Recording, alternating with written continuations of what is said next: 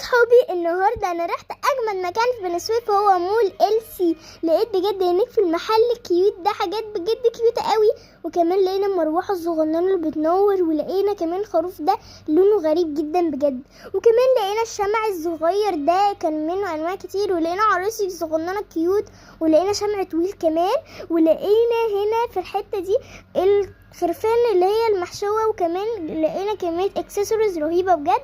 وكمان انا حبيت اني اجرب اللبان ده اللي احنا كلنا بنحبه، فبدات اني ادورها كده والفها علشان تطلع لي منها اللبانه.